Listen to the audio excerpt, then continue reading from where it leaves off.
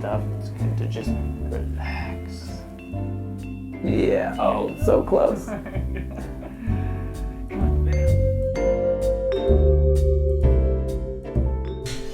Excellent, we're back here with another Hounded show. We got Spencer Paxson on today. Good to have you, man. Welcome. Morning, thanks for having me. Absolutely. We got Lucy the Hound here. She is as ready as ever.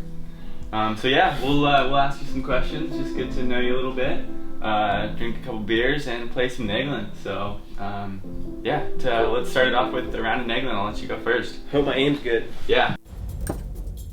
Sparks. Oh, look at that. Well practiced. practiced. I've been practiced a little. You were born in Washington, right? Yep, little town called Trout Lake. And you've obviously stayed in the Pacific Northwest your whole life. What's kept you here? I went to college in Vermont, Okay. and then came back. I moved back in '08 to Seattle for a job. Now wife and I moved up here to Bellingham in 2013. For her work, she's a physical therapist, and I could kind of take my work anywhere at the time, and we call it Life 2.0 ever since, so going on 5 years up here. And how'd you get into riding bikes? So Trout Lake's like, for perspective, it's like I had 12 other kids in my class. It was a K through 12 school, super small. So to entertain yourself, you kind of had to make your own entertainment and get yourself around. So we'd ride bikes everywhere, go fishing, swimming. My friend and I lived about a mile apart as the crow flies. And there are all these logging roads in between, and there's just one stretch of forest, and we were like, why don't we like build a trail through and connect the roads? So we cleared out this trail and thought we'd discovered this, like, dude, you can ride your bike on a trail, like, and so that kind of turned into just ripping around the valley in the summertime. And then literally at a checkouts line in a Fred Meyer, there was a copy of Mountain Bike magazine, and I was like, whoa, like this is a sport. And there was an advertisement in there for the Gorge Games, the Timberland Gorge Games, which is this big thing in Hood River, Oregon. Okay. And there was a mountain bike race advertised in Post Canyon, and this is back in like '98. And I was like, no way. So I signed up for that. My parents took me, and my buddies weren't into racing, and it kind of stuck ever since then. It was total self-discovery, and just every year from then on, I was 13 years old that year, and just every year it kind of was one more step into either a little more serious, traveling a little further. Racing was a big thing back then because the sport was small enough where there weren't as many genres, at least from my little tiny bubble. For sure. So that's kind of the origins. Cool. Very cool. You want to take another swing? All right. No promises here. Oh, man. So let's see, and then you raced in college, right? The school I went to, randomly enough, there were two other there were several other serious cyclists there. Yeah, we're totally into the collegiate racing scene, which was it's actually still really big back east. A lot of schools packed together, well organized, well attended. It was Middlebury, right? Middlebury, yeah. Cool. So there was like Leah Davison, who now she rides for the Cliff Pro team. Ted King, he went on to race in the Tour and the Giro. Megan Bournier, probably one of the most accomplished female cyclists from the U.S. at this point. And I was in there too. So it was really cool. We had just this, especially Ted and Leah and I, we had this little posse, and we'd hit up the mountain bike racing in the fall and some road racing in the spring. Look at that. Oh, you found the groove. I had to channel my inner Aggie. Didn't mean to wake you up. Cool. And then, so then you moved to Seattle after college, right? Yep. And you had a career in renewable energy? Yep. So I majored in geography and spatial sciences, and so in '08 I got a job as a GIS analyst with a wind energy developer in Seattle, and that turned into this really amazing 7 years of wind energy, solar energy. It was wild because I kept up with the cycling at the same time, but it was a totally different life. So I was still focusing on cross country, and that was, like I'm pretty old school in that way. Like that's what I got into.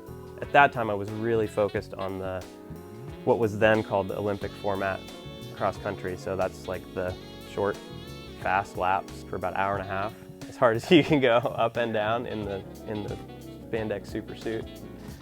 So that's what I was passionate about. But I also, at that time, also was getting involved with Kona Bikes, who's still a sponsor today, doing other stuff in the sport, but my heart was definitely in racing. Is it true that you offset all your races one year? Well, I mean, I calculated that as kind of a joke. Took the size of the company at the time, and then I took the number of megawatt hours that the wind farms that we had developed and built were producing, and so I basically gave myself the share of that, and then I ran a loose calculation on like all the airplane flights and drives to my races that season. Roughly, it came out to equivalent of what I had burned in carbon for, or CO2 production for all my travels. Could be offset by the wind farms, but again, it's pretty loose. There is a thing with these adventure sports for me, which has always been like, it's a very privileged activity, and like it's cool to be able to bring that around full circle to, other activities that can balance it out. Excellent. Let's play some more Negland. All right. Oh Nice. man, Yeah, in the grip. 4th time was the charm. All right, and then so when did you start racing on the World Cup level? 2010 was my first elite world champs. 2011 was when I went over to Europe for the first time and did like the circuit basically. Whoa, what was that like for you? It was, I did the whole thing as a pretty glorified privateer. So I did most of my trips self-supported or with a group of friends, or a combination of that with some support from USA Cycling. So that was kind of my thing though, because I was using my vacation time to make it happen. And so I just kind of have to squirrel these trips in. I did take some time off in 2012 from work, and I was supported to do that. But yeah, it was crazy, man. It was like my first trip to Europe was to the Dalby Forest World Cup. Yeah, and how did the actual racing stack up to what you had expected? As hard as I expected. Yeah, I mean, I knew that it was the highest level that you could compete at in cross country, and I kind of knew I knew my place. But for most people, it's a more humbling experience than I think you can wrap your mind around before you do it.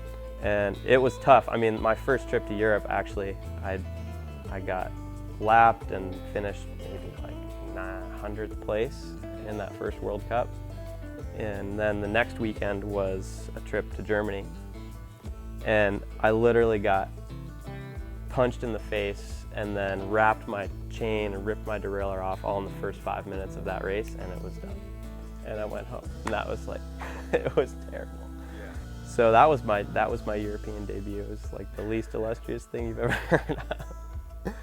Did that give you some motivation for the next one though?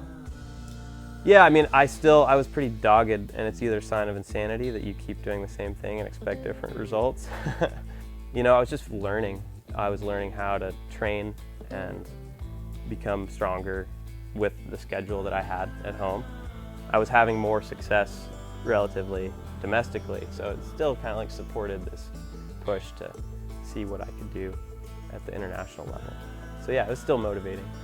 It all kind of blends together for me at this point. It's just like a really valuable, positive experience. They're little tiny hits. I think that's the biggest thing with sitting down, is you just don't get the leverage, All right, and then so you're just telling me that you've been on the shortlist for the Olympics twice. Yeah. Which basically means you're eligible to go. Yeah. But at times it comes down to the coach's discretion. Yeah, it does. And I'm my own worst critic. For me, if you make that list, you're technically eligible to be considered for a start position. But it's really very preliminary. So I made it in 2012. I mean, largely, I consider it like, it's kind of like the guy you would not expect, who's like, I'm over this story, man. You can't just walk off set on us. Come on. Yeah. Oh yeah. Yeah. Oh. But the camera. I think there were 7 people on the list at that time. This is like in the days of like Adam Craig and Jeremy Horgan Kabelski and Jeremiah Bishop. And so like I was this seemingly like random guy. Yeah. And that was a big motivator for me. It was an honor to get on that list, even though my chances of making it to the start line, I mean, were like very, very slim. Yeah. It's a funny game. There's a lot of effort put in to like hit like this very narrow margin, but I was in it enough, and 2015 rolled around, and I was like, I want to take these 2 years and focus on this and go for it no matter what, no regrets, and that's really what it was. All right. Swing on the nail. Don't watch. Don't watch.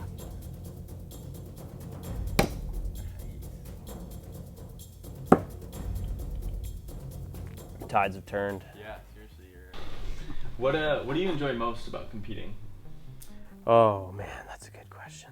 I really like the process. Like I love, and I've always loved the training and preparation aspect and the planning side of things, and kind of taking this point in time and working backwards from that target, kind of thinking of all the contingencies that would go into it, finally arriving there and just continuing that process really. And I like what it's taught me.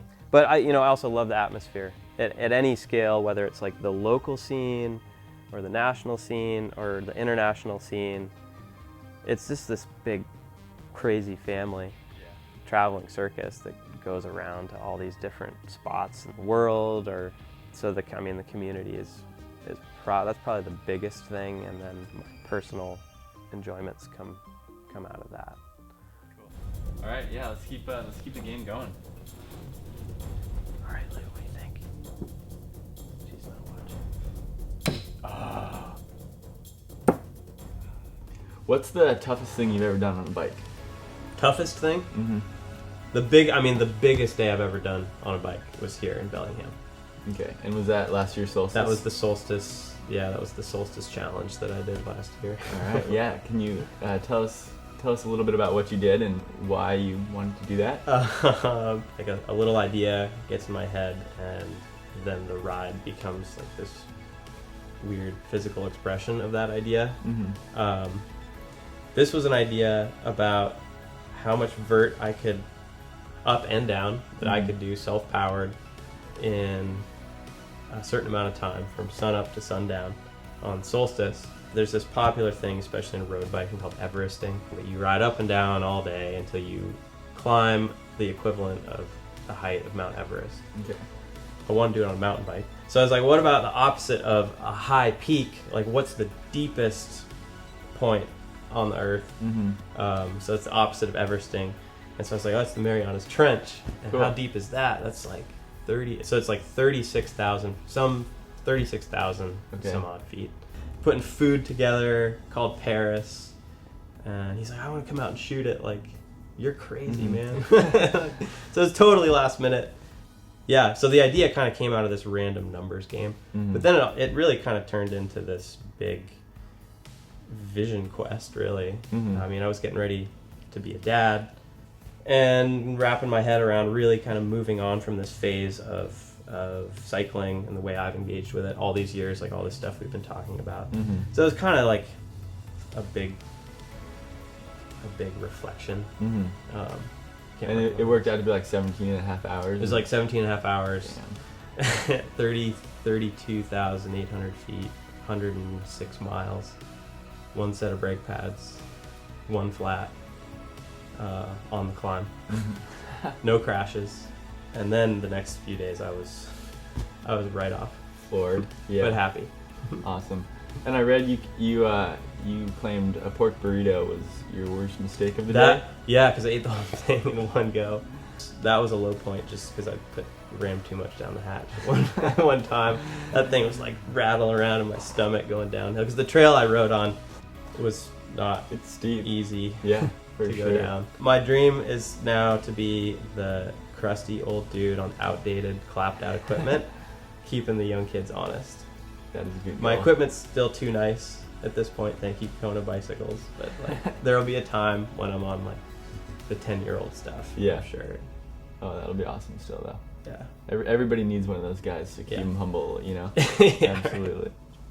All right, man, let's take another round. Ooh, some rolls. That was a good one. That worked. And as you mentioned earlier, you're a relatively new dad, going on just about a year. Congratulations. It'll be 13 months tomorrow. Oh, cool. Yeah. Congrats. That's awesome. How has that changed your life in ways that you had never expected? Oh man. Well, it's like a new layer in the burrito. You know, it's like same burrito, but whole new good part of it. Yeah. In terms of the unexpected, I guess how fun it's been to kind of navigate the constant decision making, and the situation my wife and I have, thinking about, you know, what he'll get into, or not. I'm joking that he's going to reject all this stuff that we expose him to, like bike riding and hiking. He's going to be in esports. In esports? Yeah. Which would be fine too, but just different for me. But no, it's been fantastic. Seeing my wife manage becoming a mom and that challenge, and still kind of maintaining family life feels the same as it did, just has a new aspect to it. New priorities feel good. Yeah, it's all been very fun. Cool. What's that?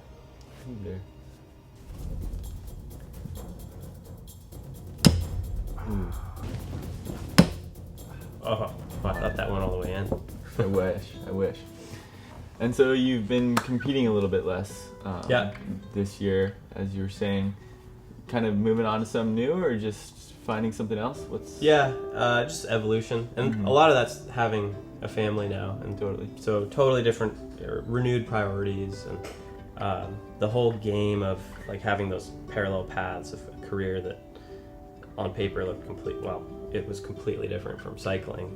That worked at a certain level because I could kind of lead the bachelor life and squeak things in, training and travel and all this stuff. So the equation requires a full reformatting, or has required that. And I've also kind of I feel fulfilled with what I've done competition-wise. And again, I've never had this, success on paper at all in terms of results. I'm like the perennial second place, fourth place, sixth place, 11th place guy. Yeah. Competition isn't the focus. It's not the sole focus anymore like it has been. Like I'm not retiring because I don't believe in retirement in the classical. I think the classical definition is like you stop working. But I kind of see it as it's an evolution or an adaptation. It's just a step towards maybe giving yourself more choices with what you do. And like I'm always gonna race, at least locally, Like, I'm 33 years old, and so if I'm putting professional energy into something, I want to feel like I'm contributing to somebody else's mission. And I've benefited a lot from other companies believing in me or providing support so that I could pursue kind of my narrow focus, which has been bike racing. And so now like I have all this experience and energy that feels fun to kind of send back. And so if that's doing writing projects and stories and or whatever, that's a fun kind of new venue for me. Cool. All right, let's swing some more. Oh. Who's the most famous person you've ever met? Ooh, man. I know I'm going to think of this like right when I leave, but I met Bill Paxton's brother.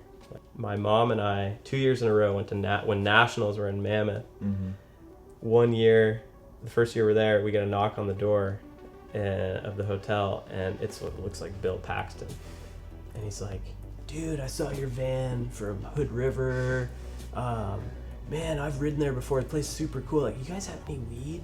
And I'm like, no, man, sorry. I'm like 15 or 16. I'm like, sorry, dude. Like, no. He's like, oh, that's cool. My brother's Bill Paxton. He's a big movie star. No way. Next year, different hotel. Knock on the door. Open it. It's the same dude. No Same way. thing. Oh, dude, I saw the sticker on your van. Discover Bikes in Hood River. That's awesome, man. I think I've rented bikes from there a couple times. Hey, dude, do you have any weed? Did he remember you? No. You could tell? No. That's hilarious. Yeah. Totally random. How did he find? Did he the hotel room door? Well, I think he raced bikes, knocked? and this is not corroborated. Like maybe he looked like him, and this was a total. It was just like this guy's story. So Yeah. I really don't know, but that's like a random story that's connected to someone famous. That's pretty damn funny though. Let's That's try and really finish weird these answer. nails. No, that's a good answer.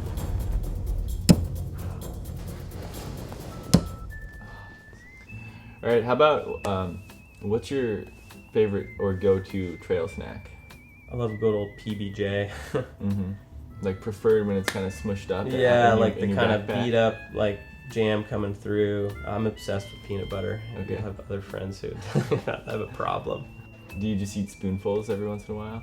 All yeah, the time? Yeah, and like if I have an apple, if you compare that volume of the apple to the volume of peanut butter that goes on the apple, Mm-hmm. it's going to be at least 2 to 1. I mean, it's super high in protein and it's tasty. Yeah, so it's good fat. it's Yeah. good for you, yeah. There you go. There you go. I think I just Cool. Lucy, you ready? She's like, God, just hurry up and Finish finish it." already. Spencer, it's been a blast talking to you. Thanks so much for your time. Really appreciate it. Is there anything you want to leave our audience with? Any final words? Final words. Something I'm really into is training by feel and like, perceived exertion levels. Okay. So much of what put in front of yourself to get done, whether it's a hard bike ride or some other challenge, is anticipating the end of it, or anticipating, at least the whole effort. Mm-hmm. And when you can do that and kind of plan your way through things, you kind of realize that you're capable of more than you thought you were beforehand. Yeah. And I've realized that through some of these silly, ridiculous bike rides. It just plays out into other things, work and Mm-hmm. family stuff. So maybe that would be my final words. Use your experience to anticipate the end of something and keep moving forward. Totally. Is that too cheesy? Think beyond the moment. No, I fully believe in that. Again, thanks Yeah, so thank much you. for your time. It was great talking to you. Yeah, you too. All right, yeah. Should we finish these nails? Yeah.